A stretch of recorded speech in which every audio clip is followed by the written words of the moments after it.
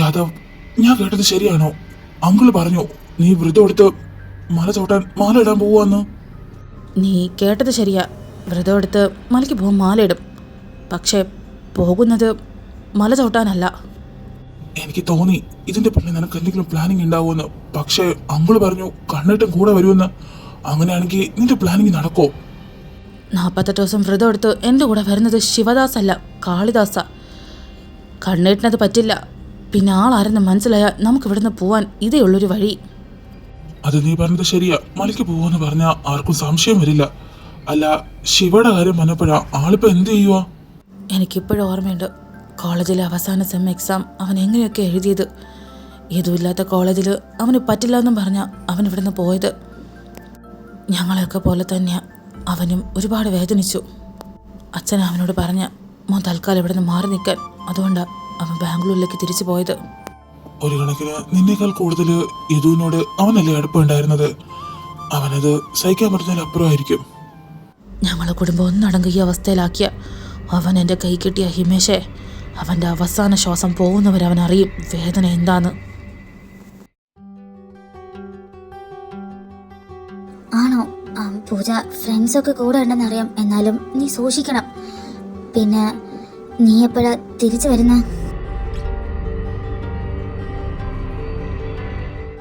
പിന്നെ പൂജ, എന്തുണ്ടെങ്കിലും എന്നെ അറിയിക്കണം, കേട്ടല്ലോ?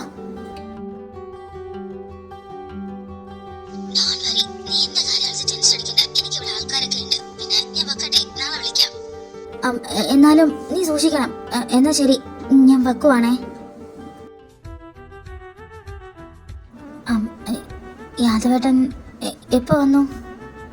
യാദവേട്ടൻ ഭൂമിയിലോട്ട് വന്നിട്ട് 10-26 വർഷമായി. അല്ല, കോളിൽ ആരായിരുന്നു? അത് പൂജയാ. അവൾ ടൈം കിട്ടിയപ്പോ വെറുതെ എന്നെ വിളിച്ചതാ. ടൈം കിട്ടിയപ്പോഴോ? അവൾക്ക് അവിടെ എന്താ പണി? അതൊന്നും എനിക്കറിയില്ല. ഫ്രണ്ട്സുമായിട്ട് കറങ്ങാൻ പോയതാ. അതൊക്കെ അവിടെ നിൽക്കട്ടെ. യാദവേട്ടൻ എന്തിനാ ആൻറ്റി അമ്മയോട് മലയ്ക്ക് പോവാന്ന് സമ്മതിച്ചത്? അതെന്താ നീ അങ്ങനെ ചോദിച്ചാൽ ഞാൻ മലയ്ക്ക് പോകാൻ പാടില്ലേ? അല്ല, വയ്യായികൊക്കെ ഇപ്പം മാറിയിട്ടല്ലേ ഉള്ളൂ. റെസ്റ്റ് എടുക്കണ്ടേ? അതിന് നാളെ തന്നെ പോകുന്നില്ലല്ലോ, 40 ദിവസം കഴിഞ്ഞിട്ടല്ലേ. പക്ഷേ ഈ 40 ദിവസം യാദവേട്ടൻ എൻ്റെ അടുത്ത് നഗന്നല്ലേ നിൽക്കൂ?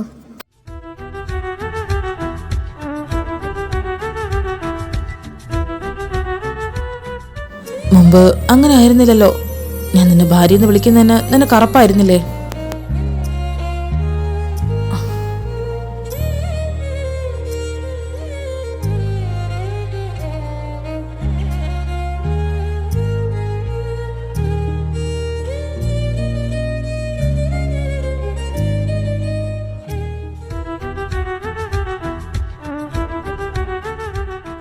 അന്ന് യാദവേട്ടൻ കണ്ട വൃന്ദയല്ല ഇപ്പൊ യാദവേട്ടന്റെ കൂടെ ഉള്ളത്. എനിക്ക് നിങ്ങളെ വേണം.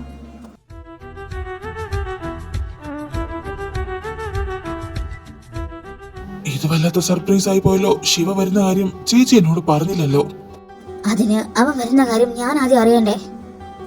ഞാൻ ആരോടും പറഞ്ഞില്ല. എല്ലാവർക്കും ഒരു സർപ്രൈസ് ആവട്ടെ എന്ന് കരുതി. സർപ്രൈസ്? നിന്നെ ഇപ്പൊ ആരാ ഇങ്ങോട്ട് വിളിച്ചത്? നിന്നോട് ഞാൻ കോളേജ് അഡ്മിഷൻ എടുക്കാൻ പറഞ്ഞതല്ലേ? PGക്ക് ചേരാൻ പറഞ്ഞപ്പോ നീ ഇങ്ങോട്ട് കെട്ടിയിരുന്നല്ലോ.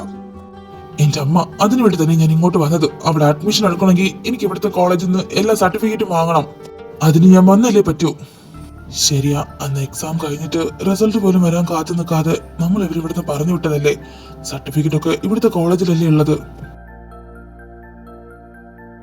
നിൽക്കുന്നുണ്ടല്ലേ തലയും കുനിച്ചു. പഴയ കാര്യങ്ങൾ പറഞ്ഞ അവന്റെ മൈൻഡ് ഔട്ട് ആവും. അതുകൊണ്ടാ ഞാൻ അവൻ ഇങ്ങോട്ട് വരണ്ടെന്ന് പറഞ്ഞത്. പക്ഷെ എന്റെ വാക്ക് അവൻ കേക്കില്ലല്ലോ. മോനെ, സംഭവിക്കേണ്ടൊക്കെ സംഭവിച്ചു. നമ്മുടെ കയ്യിലല്ലോ ഒന്നും. അതിൽ നിന്ന് മോൻ പുറത്തു വരണം. ഞങ്ങളും ഒരുപാട് കഷ്ടപ്പെട്ടു. അങ്കിൾ, ഞാൻ ഒരുപാട് ശ്രമിക്കുന്നുണ്ട്. അങ്ങനെ വിചാരിക്കുമ്പോ മറന്നു കളയാൻ പറ്റുന്ന മോഹമല്ലല്ലോ ഇത് വേണ്ടത്. ശിവ, മതി, പഴയതൊന്നും സംസാരിക്കണ്ട. അകത്ത് യാദവുണ്ട്, ചെല്ല്. നീ വന്നതറിഞ്ഞ അവൻ ഒരുപാട് സന്തോഷാവും. ആ അമ്മ, മെനിങ്ങന്ന് യാദവട്ടൻ മെസ്സേജ് അയച്ചിട്ട് പോലും ഞാൻ വരുന്ന കാര്യം പറഞ്ഞില്ല. ഞാൻ പോയി നോക്കട്ടെ. ഏട്ടത്തെയും ഞാൻ കണ്ടിട്ടില്ലല്ലോ. രണ്ടാൾക്കും സർപ്രൈസ് കൊടുത്തിട്ട് ഇപ്പൊ വരാം. പാവം. യാദവേട്ടന് എന്നെ പറ്റി ഒന്നും അറിയില്ലല്ലോ. ഞാൻ എവിടുന്ന് വന്നു, ആരാന്നൊന്നും. എനിക്കൊന്നും അറിയണ്ട. ഇതുപോലെ എൻ്റെ കൂടെ ഉണ്ടായാൽ മതി. ഇല്ല, എനിക്ക് പറയണം. ഹോയ്, എനിക്ക് അകത്തേക്ക് വരാവോ? ശിവ, യാദവേട്ടാ, ഡാ, നീ ഇതപ്പോ വന്നു? ആരും പറഞ്ഞില്ലല്ലോ നീ വരുന്ന കാര്യം. അതിന് ഞാൻ വരുന്ന കാര്യം ആർക്കും അറിയില്ലല്ലോ. അല്ല, ഇതാണോ എന്റെ ഏട്ടത്തി? ഹായ്, ഞാൻ ശിവദാസ്. ഇനി ഇതാരാണാവോ? നീ എന്താ ആലോചിക്കുന്ന? നിനക്ക് ആളെ മനസ്സിലായില്ല അല്ലേ? ഇത് കണ്ണേട്ട അനിയന ശിവദാസ്. അതെന്ത് ചോദ്യവും മനസ്സിലായോന്ന്? അതിന് നമ്മളെ മുന്നേ കണ്ടില്ലല്ലോ യാദവേട്ട. ഫസ്റ്റ് ടൈമാ നമ്മളെ മീറ്റ് ചെയ്യുന്ന, അല്ലേ ഏട്ടത്തി? ആ തള്ളയുടെ മോനല്ലേ, പോരാത്തന്നെ നാറിയുടെ അനിയനും. നിങ്ങളെയൊക്കെ മീറ്റ് ചെയ്യുന്നതിനേക്കാൾ ചെയ്യാതിരിക്കുന്നത് ഏറ്റവും നല്ലത്. ഏട്ടത്തി, എന്താ ഇത്? യാദവേട്ട, ഇവനോടൊന്ന് എണീക്കാൻ പറയും. ഇതിവനുള്ളതാ. മുമ്പ് എൻ്റെ അമ്മയായിരുന്നു ഇതിന്റെ ഹെര. ശിവ, മതി, എഴുന്നേക്ക്. യാദവേട്ടന്റെ വൈഫ് എന്ന് പറയുമ്പോ ഏട്ടത്തി അമ്മ, അതായത് ഇവിടുത്തെ ആന്റിയെ പോലെ തന്നെ അല്ലേ? അതുകൊണ്ടാ. അല്ല ശിവ, നീ ഇത്രയും ദൂരം ഒറ്റയ്ക്ക് ഡ്രൈവ് ചെയ്തിട്ട് തന്നെ ആയിരിക്കൂലേ വന്നത്? നിനക്ക് വിശക്കുന്നില്ലേ? ബാ, നമുക്ക് ഫുഡ് കഴിക്കാം. ഒരാനയെ കഴിക്കാനുള്ള വിശപ്പുണ്ടെങ്കിലും ആദ്യം ഒന്ന് ഫ്രഷ് ആവണം. നല്ലൊരു കുളി പാസ്സാക്കിയിട്ട് ഞാൻ അങ്ങോട്ട് കഴിക്കാൻ വരാം. ആ, എന്നാ പിന്നെ നീ ചെന്ന് ഫ്രഷ് ആവ്. യദുവിൻ്റെ റൂമിൻ്റെ കീ ഞാൻ എടുത്തു തരാം. നിനക്ക് ഞാൻ വേറെ റൂം അറേഞ്ച് ചെയ്ത് തരട്ടെ? വേണ്ട, ഞാനിവിടെ വരുമ്പോ അവിടെയല്ലേ നിൽക്കാറ്. എനിക്ക് ആ റൂം തന്നെ മതി. ശിവ,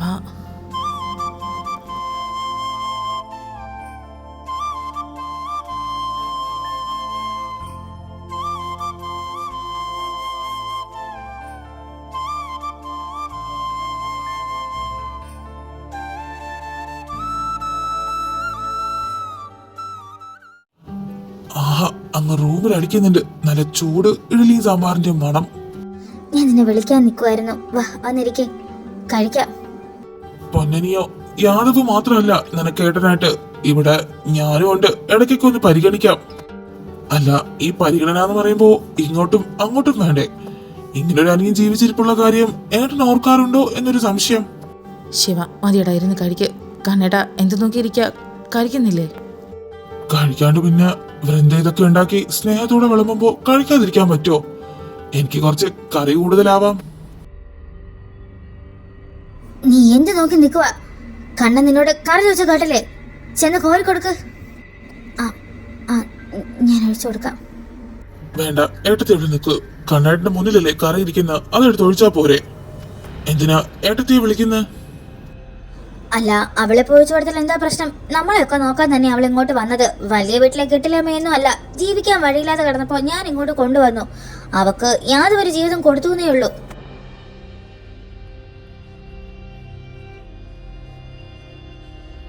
എന്റെ ഊഹം തെറ്റിയില്ല.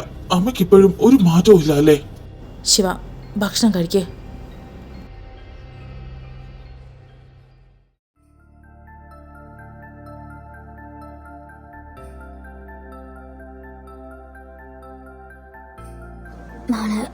മോളെന്താ എന്നോട് മിണ്ടാത്തെ? ഒന്നും സംസാരിച്ചില്ലല്ലോ. അമ്മയോട് പിണക്കാണോ? ഞാനിതിന് അമ്മയോട് പിണങ്ങുന്ന അങ്ങനെയൊന്നുമില്ല.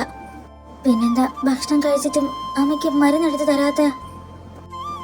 അയ്യോ, മരുന്ന് ഞാനിപ്പോ എടുത്തരാം, മറന്നുപോയി. ആന്റിക്ക് എന്നെ ഓർമ്മയുണ്ടോ ശിവ? അതെന്താ ഓർമ്മയുണ്ടോന്ന്? നിന്നെ ഞാൻ മറക്കോ? എന്റെ യദുവിന്റെ കൂടെ കളിച്ചു വളർന്നതല്ലേ നീ. ഞാൻ അങ്ങനെ മറക്കാനാ? ഈ റൂമില് അങ്ങനെ ആർക്കും പ്രവേശനം ഇല്ലാത്തതാണല്ലോ. മരുമോളപ്പോ ആന്റിക്ക് ഒരുപാട് ഇഷ്ടായി, അതുകൊണ്ടായിരിക്കുമല്ലേ ഇവിടെ? അമ്മ, ഇതാ മരുന്ന്. മോളെ, ഈ ബോട്ടിലെ വെള്ളം തീർന്നല്ലോ. ആണോ? സാരല്ല, ഞാൻ താഴെ എടുത്തോണ്ട് വരാം.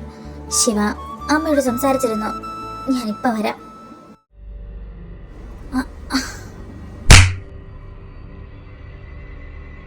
വീഴാൻ പോയപ്പോ കേറി പിടിച്ചതിനാണോ നീ എന്നെ തല്ലിയ? അങ്ങോട്ടും ഇങ്ങോട്ടും പോകുന്നൊരു വീഴാൻ നോക്കി നിൽക്കാല്ലേ, കേറി പിടിക്കാൻ. നീ ആളോട് കളിക്കണേന്നറിയോ?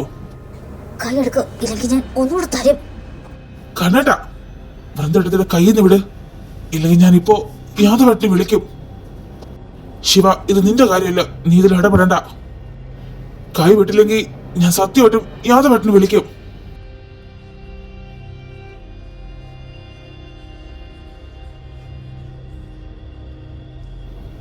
നിങ്ങൾക്ക്. ആ പോയത് നിങ്ങളുടെ അനിയന്റെ ഭാര്യ. നിങ്ങളൊന്നും ഈ ജന്മം മാറില്ല. എന്റെ നന്ദയുടെ മരണത്തിന് പിന്നില് ഇയാളാണെന്ന് തെളിഞ്ഞ ആരും ഞാൻ നോക്കൂല. വെട്ടി കൊല്ലും ഞാൻ ആ നായിന്റെ മോനെ.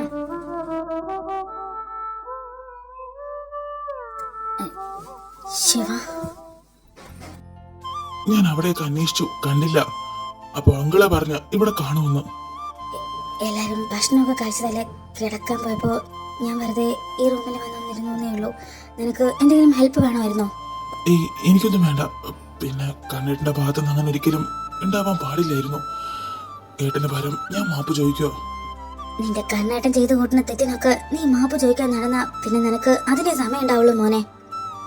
അറിയാം, കണ്ണേട്ടൻ എന്തൊക്കെയോ തെറ്റുകൾ ചെയ്തു കൂട്ടുന്നുണ്ടെന്ന് അറിയാം. പക്ഷേ ഏട്ടത്തേക്ക് ഇത് യാദവേട്ടനോട് പറഞ്ഞൂടെ? അയാളൊരു ഏട്ടന്റെ സ്ഥാനത്താണ് നിന്റെ യാദവേട്ടൻ കാണുന്ന.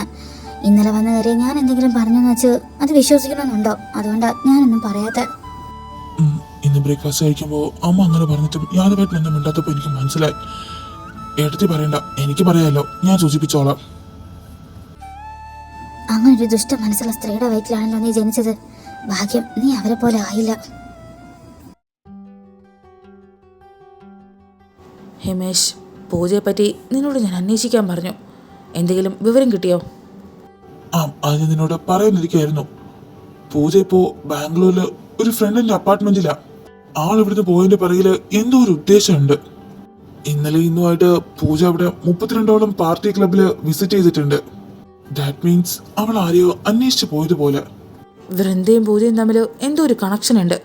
ഇടയ്ക്കിടയ്ക്ക് അവള് വൃന്ദയെ വിളിച്ച് കാര്യങ്ങൾ പറയാറുണ്ട്. ഈ യാദവ്, തിരക്കിനിടയിൽ ഞാൻ നിന്നോടൊരു കാര്യം പറയാൻ വിട്ടുപോയി. വൃന്ദ ശരിക്കും നമ്മുടെ നന്ദയുടെ സിസ്റ്ററാണ്. അന്ന് നീ ഹോസ്പിറ്റലായില്ലേ, ആ സമയത്ത് അവൾ എന്നോട് ഷെയർ ചെയ്തത്. നിന്നോട് പറയാൻ ഞാൻ വിട്ടുപോയി. നന്ദ അവളുടെ സിസ്റ്ററിനെ പറ്റി ഒരുപാട് പറഞ്ഞിട്ടുണ്ട്. പക്ഷേ ഇതുവരെ ഞങ്ങൾ ആരും കണ്ടിട്ടില്ല. അങ്ങനെയാണെങ്കിൽ വൃന്ദ നമ്മുടെ വീട്ടിലേക്ക് വന്നത് ആക്സിഡന്റലി അല്ല, കരുതിക്കൂട്ടിയാണ്. ആക്ച്വലി ഒരു തെറ്റിദ്ധാരണയുടെ പേരില് നീയായിരുന്നു നന്ദയുടെ കൊലയാളിന്ന് അവൾ കരുതിയിരുന്നത്. റിവെഞ്ചിലായിരുന്നു നമ്മുടെ വീട്ടിൽ വന്നതും. ഇപ്പോ അവളുടെ തെറ്റിദ്ധാരണ മാറി. അപ്പോ ഇപ്പൊ അവളെന്നോട് കാണിക്കുന്ന കരുതൽ കുറ്റബോധത്തിൽ നിന്നുണ്ടായതാണല്ലേ? യാദവ്, നീ എന്താ ചിന്തിക്കുന്ന? വൃന്ദയ്ക്കും നമ്മളെ പോലെ നഷ്ടങ്ങൾ മാത്രമല്ലേ ഉണ്ടായിട്ടുള്ളൂ. രണ്ടുപേർക്കും നഷ്ടങ്ങൾ മാത്രമേ ഉണ്ടായിട്ടുള്ളൂ. പക്ഷേ ചതി, അതെനിക്ക് പൊറുക്കാൻ പറ്റില്ല.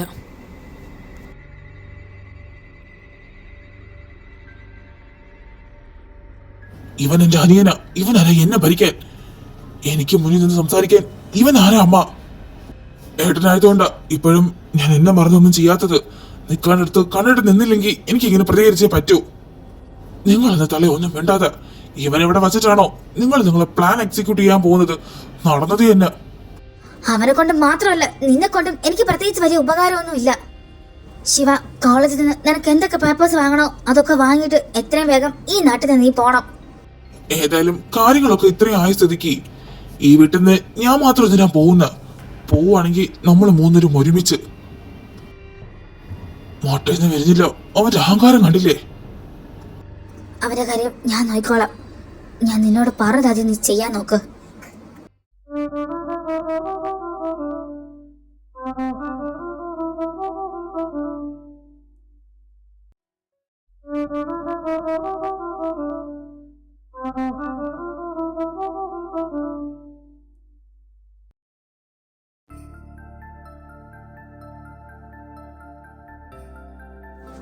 എന്ത് നോക്ക, ഉറങ്ങിക്കോ. മരുന്നൊക്കെ കഴിച്ചില്ലേ? അല്ല മോളെ, സമയം ഇത്രയായിട്ടും മോളെ റൂമിലേക്ക് പോയില്ലേ? യാദവ് വന്നില്ലേ? മോള് ചെന്ന് ഉറങ്ങിക്കോ. അതച്ചാ, അമ്മ ഇന്ന് എന്നോട് പറഞ്ഞു ഇന്നിവിടെ കിടക്കാൻ. അച്ഛന് വിരോധമില്ലെങ്കിൽ ശിവയുടെ കൂടെ അവിടെ കിടക്കോ, ഞാൻ അമ്മയുടെ കൂടെ കിടന്നോളാം. അച്ഛന് വിരോധമൊന്നുമില്ല.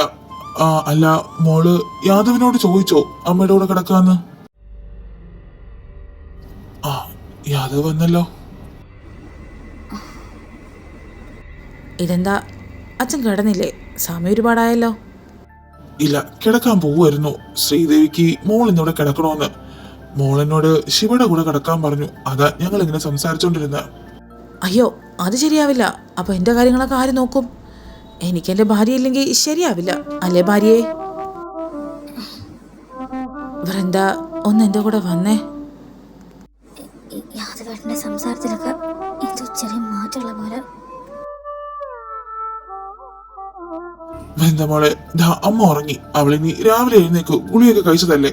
മോളെ ചെല്ല്, അവൻ വിളിക്കല്ലേ. ബായ്.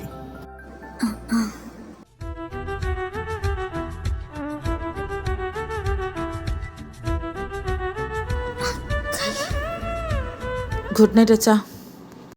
ആ മോനെ, ഗുഡ് നൈറ്റ്. യാദവേട്ട എങ്ങോട്ടായി വലിച്ചോണ്ട് പോകുന്ന? മര്യാദയ്ക്ക് എൻ്റെ കൂടെ വാ. ഞാൻ വരാം. കയ്യിന്ന് വിട്.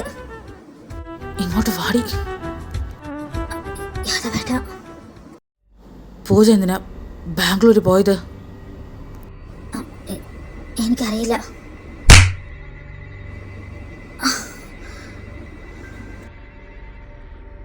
മൂത്തോക്കി കൊള്ളം പറയുന്നോടി. അവൾ എന്തിനായി ബാംഗ്ലൂർ പോയെന്ന് യാദവേട്ടൻ അറിയാമെങ്കിൽ പിന്നെ എന്തിനാ എന്നോട് ചോദിച്ചത്? എന്നെ കൊല്ലാൻ നോക്കിയതിന് നിനക്കുണ്ടായ കുറ്റബോധമല്ലടി നിന്റെ ഈ കെയറിങ്.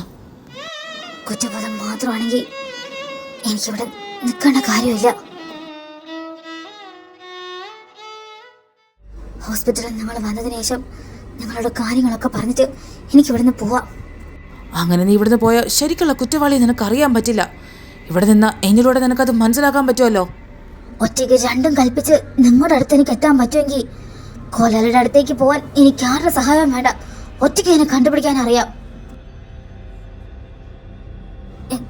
യാദവേട്ട, എന്ന് പറയടി, എന്തുകൊണ്ടാ നീ ഇവിടുന്ന് പോവാത്ത? നിങ്ങളെ മുന്നേ പറഞ്ഞ കുറ്റബോധമില്ലേ, അതിനും അപ്പുറം എനിക്ക് നിങ്ങളോട് എന്തോ ഇഷ്ടം തോന്നിപ്പോയി. ഇപ്പൊ ഈ നാടകത്തിന്റെ പിന്നിലും എന്തെങ്കിലും പ്ലാനിങ് ഉണ്ടോ നിനക്ക്?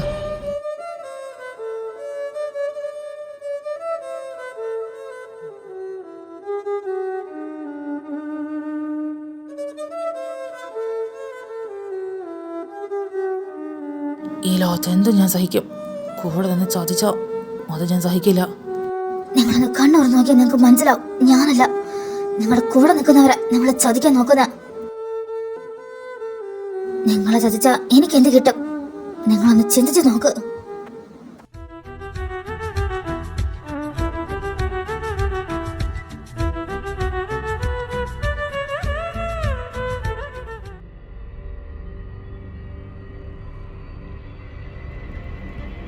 ഏട്ടാ, don't trust anyone. ആരെയും വിശ്വസിക്കരുത്. നിങ്ങളൊന്ന് കണ്ണുറന്ന് നോക്കിയാൽ നിങ്ങൾക്ക് മനസ്സിലാവും. ഞാനല്ല, നിങ്ങളുടെ കൂടെ നിൽക്കുന്നവരെ നിങ്ങളെ ചതിക്കാൻ നോക്കുന്ന.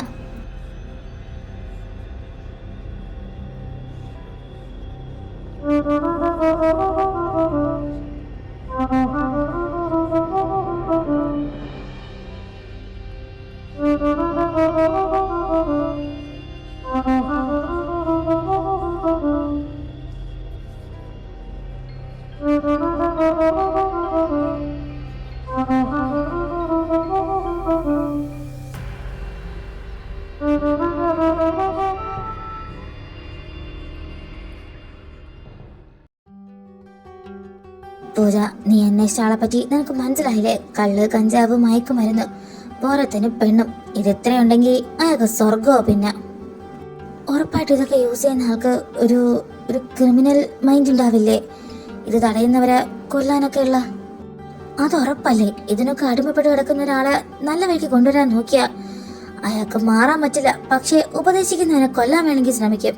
അങ്ങനെയാണെങ്കിൽ മരണത്തിന് മുമ്പ് ഏതോ യാദവിനോട് പറഞ്ഞത് കണ്ണനെ പറ്റിയിട്ടായിരിക്കോ? അല്ല, പൊതുവേ നീ ഞങ്ങളുടെ അടുത്തേക്ക് വരുന്നത് ചില്ലടിച്ച് കൂളായി 2 ദിവസം എൻജോയ് ചെയ്യാനാ. ഇന്നെന്താ ഇയാളെ പറ്റിയിട്ട്? ഇത് നിന്റെ റിലേറ്റീവ് വല്ലതും ആണോ? ഏയ്, എന്റെ റിലേറ്റീവ്സ് ഒന്നും ഇതുപോലെയൊന്നും അല്ല. എൻ്റെ ഒരു ഫ്രണ്ടിന് ഇയാളെ പറ്റി അറിയണം. അപ്പോൾ അതിന് വേണ്ടിയിട്ട് ഞാൻ ഇവിടെ വരെ വന്നപ്പോൾ ജസ്റ്റ് ഒന്ന് അന്വേഷിച്ചു എന്നേ ഉള്ളൂ. ആഹാ, അപ്പൊ അത്യാവശ്യം കയറി ഇറങ്ങി എന്നെ പറ്റി ആൾ അന്വേഷിച്ചിട്ടുണ്ടല്ലോ. ഏയ്, നിങ്ങളൊന്നും ചെയ്യണ്ട. അവൾ ഇങ്ങോട്ടേക്കല്ലേ വരുന്ന, ഞാൻ നോക്കിക്കോളാം. കണ്ണാ, ശരി എന്നാ, ഫോൺ വെച്ചോ. കണ്ണാ, എനിക്കിതൊരു സഹായം വേണം. യാദവ് മലയ്ക്ക് പോകാൻ തീരുമാനിച്ചു. അവൻ്റെ കൂടെ നീയും പോകണം. അതായത് മലയ്ക്ക് മാലിടണം. നിങ്ങൾക്ക് എന്നെ തല ഭ്രാന്താണോ? എന്നെ കൊണ്ടൊന്നും വയ്യ മോലേക്ക് പോവാൻ.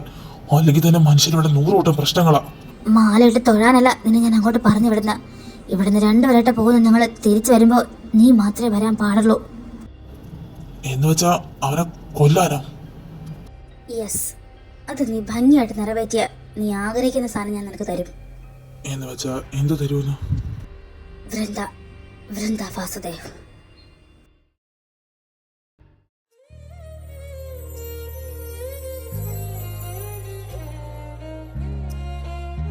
ഇന്നലെ എന്നോടുള്ള ദേഷ്യത്തില് ഓഫീസ് റൂമിൽ തന്നെ കിടന്നുറങ്ങി.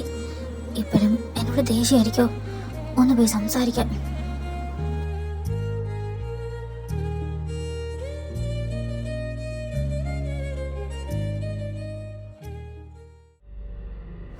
എന്നെ ഇവിടെ കണ്ട ദേഷ്യപ്പെടുവോ?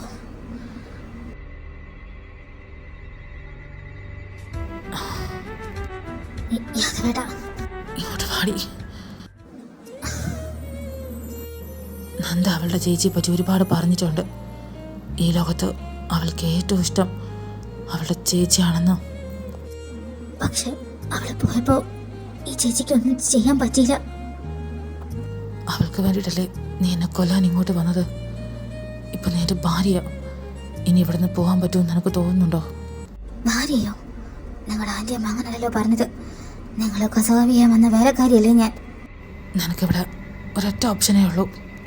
എനിക്ക് ചെയ്തു തീർക്കാൻ ഒരുപാട് കാര്യങ്ങളുണ്ട്. അതൊക്കെ തീർത്ത് ഞാനിവിടെ വരുമ്പോൾ എൻ്റെ ഭാര്യയെ എന്നെ കാത്തിരിക്കാന്നുള്ള ഓപ്ഷൻ മാത്രമേ നിനക്കിവിടെ ഉള്ളൂ. കാത്തിരിക്കുന്നതിനേക്കാൾ നല്ലതല്ലേ ഞാൻ നിങ്ങളുടെ കൂടെ നിൽക്കുന്ന എൻ്റെ നന്ദനെ കൊന്നവനെ കണ്ടുപിടിക്കാൻ വേണ്ടി.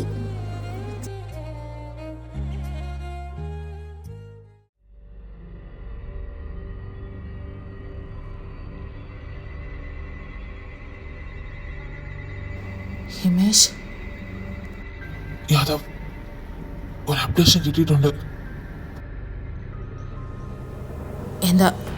എന്താ ന്യൂസ്? അന്ന് ഒരു പ്രൈവറ്റ് നമ്പറിൽ നിന്ന് നമ്മളെ വിളിച്ച് ബ്ലാക്ക്മെയിൽ ചെയ്തില്ലേ? ആ നമ്പർ ഇപ്പോൾ ഓണാണ്. സിഗ്നല് ഈ നാട്ടിലാണ് കാണിക്കുന്നത്. അതിനർത്ഥം അവനറിയാം നമ്മൾ അങ്ങോട്ട് പോയി അവനെ തേടി കണ്ടുപിടിക്കുമെന്ന്. അതുകൊണ്ട് അവൻ ഈ നാട്ടിലെത്തിയതും ഫോൺ സ്വിച്ച് ഓഫ് ആക്കി. അത് ഓണാക്കുന്നവരെ നമുക്ക് വെയിറ്റ് ചെയ്യണം. പൂജ, ഹലോ പൂജ, പറഞ്ഞോ. നീ ഇപ്പോൾ എവിടെ എത്തി? വൃന്ദ, ഞാൻ എയർപോർട്ടിലെത്തി. നാട്ടിലേക്ക് വരാൻ പോവാ. ബാക്കി അവിടെ എത്തിയിട്ട് നമുക്ക് സംസാരിക്കാം. ഹിമേഷ്, നീ ഒന്ന് വെയിറ്റ് ചെയ്യ്. ഞാനൊന്ന് ഫ്രഷ് ആയിട്ട് വരാം. ആ, ഓക്കെ.